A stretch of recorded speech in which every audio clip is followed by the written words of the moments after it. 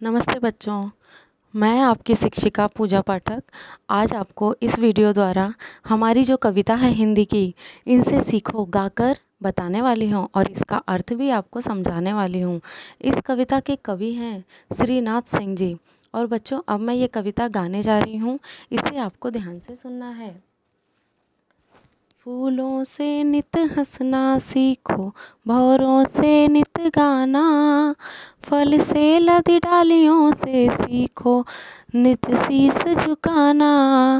सीख हवा के झोंकों से लो कोमल भाव बहाना, दूध तथा पानी से सीखो मिलना और मिलाना।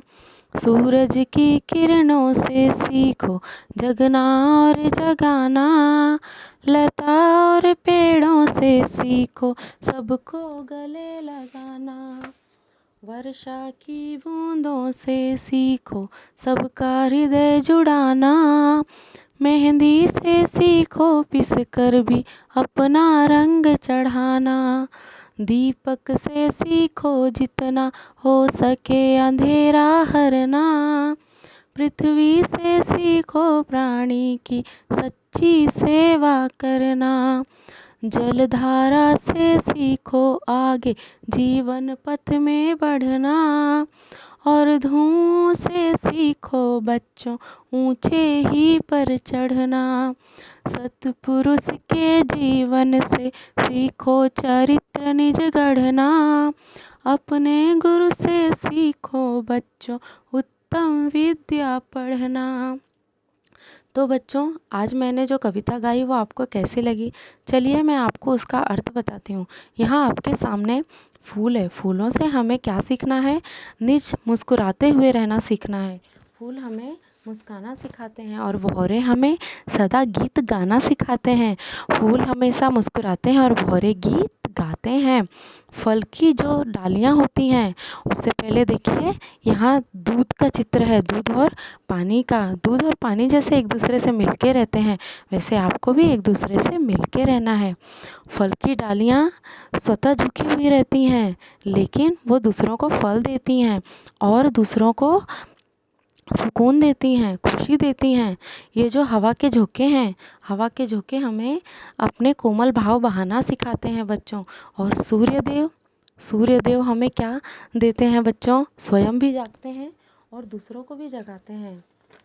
वृक्ष की जो डालियां हैं, वृक्ष की डालियां और स्वयं वृक्ष एक दूसरे को जिस प्रकार से गले लगाकर रखते हैं, वैसे ही हमें भी जनमानस को गले लगाकर रखना है बच्चों। ये कविता हमें सिखा रही है। देखिए, ये वर्षा की बूंदें हमें क्या सिखा रही हैं?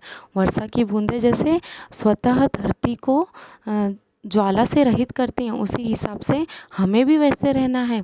मेहंदी जैसे अपना रंग छोड़ जाती है, वैसे ही अपने व्यवहार से हमें जनमानस पर, इस संसार पर अपना रंग छोड़ के जाना है।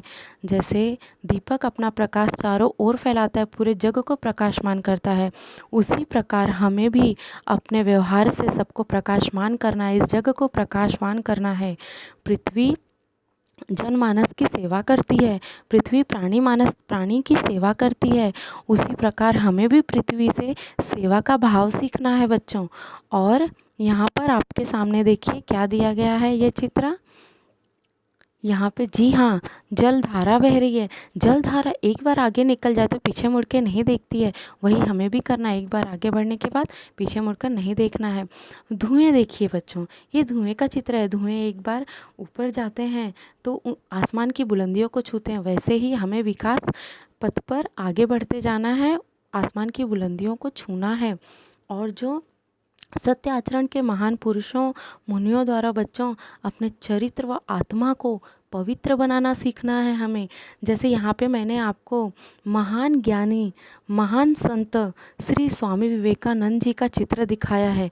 उन्हें, उनके बारे में पढ़कर सिर्फ हमें उन्हें देखना नहीं है, समझना है, उनके आचरण को अपनाने का प्रयास करना है बच्चों।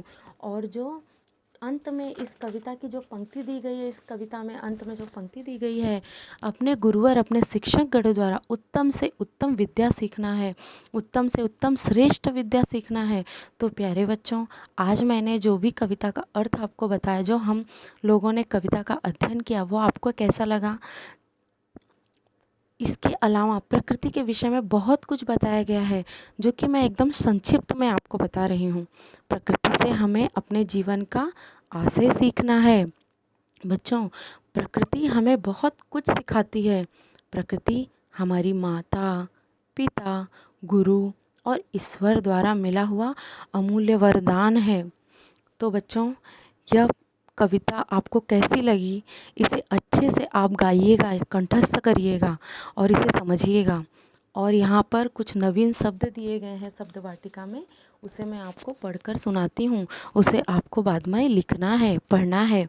सुनिए नए शब्द: नित, नित्य, सदा, शीश, सिर, सत्पुरुष, सज्जन, निज, अपना, गढ़ना, बनाना, शीश झुकाना, विनम्र होना। यह एक मुहावरा दिया गया है। तो बच्चों, जो भी मैंने आज आपको पढ़ाया है, समझाया है, मुझे आशा है कि आपको समझ में आया होगा। ये कविता आपको बहुत पसंद आई होगी। धन्यवाद। नमस्कार।